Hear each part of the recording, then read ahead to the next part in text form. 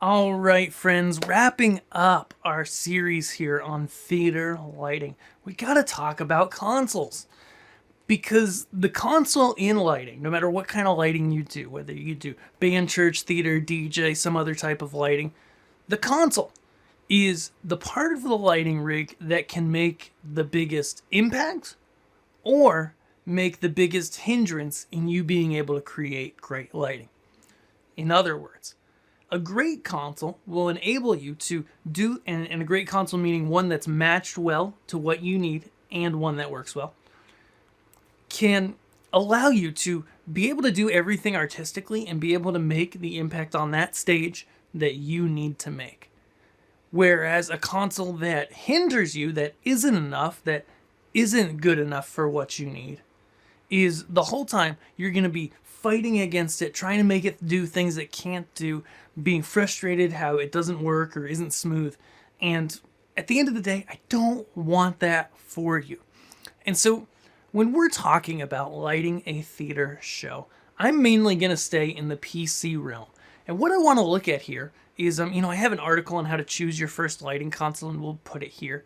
Because what I want to look at here is going with a traditional lighting console versus going with something like QLab, or maybe using them both together. And so what are the pros and cons of these two? Well, if you use a traditional lighting console software like Onyx, we'll use it as the example here because it's one of my favorites and you can get started for free. Check out my post on how to begin with Onyx here. If we start with Onyx, the big pros here is that you, as the person who's working with the lighting, can work alongside while the director's doing their own stuff, and you can program in all the various cues of the lighting. You can go ahead, select your lights, build them into scenes as rehearsals and tech is going, and then record them in and have them ready and labeled to go for whoever's going to run the show, whether that be yourself or somebody else. Okay?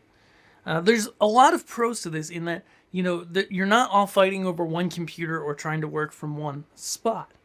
Now, the con of this, the big con, is that you need to either run it yourself, or you need to train someone to run it for you, or, the third or, you need to trigger it somehow from some other source.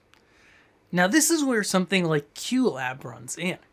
If you're not already familiar, QLab is a Mac-based program that is designed for theatrical shows, just running theatrical shows. And the crazy cool thing about it is that there's a free version with some restrictions, I believe, but even with the paid version, you can fully unlock it on rental for, as the time I'm making this video, for $4 a day.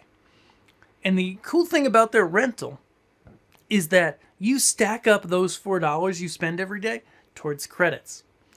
So that if you do go to the point where you're ready to buy it and you've put in a bunch of money, you get all that money back as against buying it, basically.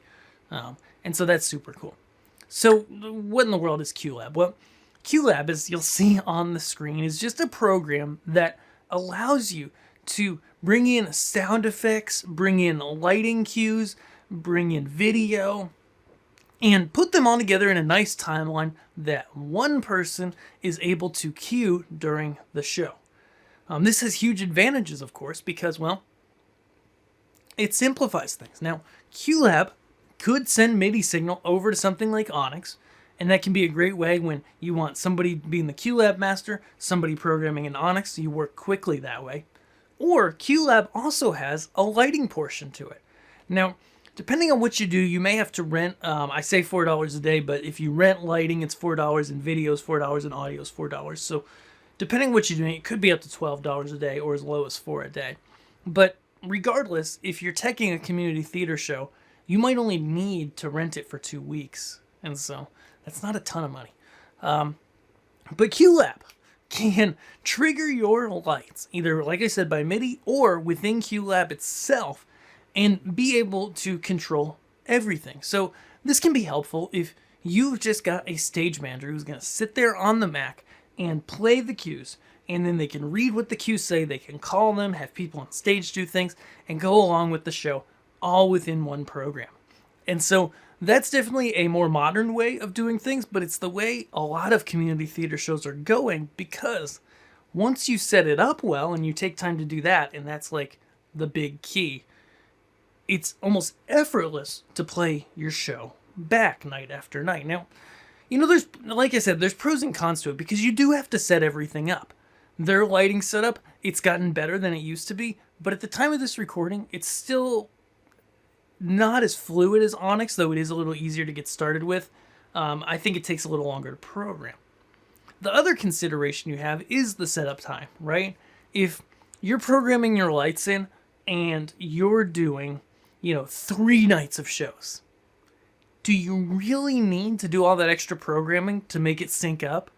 Or would it be okay for 3, 4, 5 shows to just have somebody hit play, call when the stage manager calls the cues, the person hits play, or they're following their script, the person hits play. Call me old school, but that's how I learned, and that's what I did when I was young and in theater and in school. And so that's why I'm like, oh, kids can do that. Find a volunteer. But no matter which you do, I hope this video helped you understand what console or what kind of setup you could use for theater lighting. Links to everything I mentioned are below, and like I mentioned and have mentioned before, I've got a free guide to begin with theater lighting. It covers a lot that we didn't hear, but it's got some good reminders and some other stuff in there that you'll really want to know. So don't forget to subscribe, grab the guide, and then like this video. And we will see you guys around YouTube, on Learn Stage Lighting Labs, and wherever else on the web we'll run into you. Have a great day.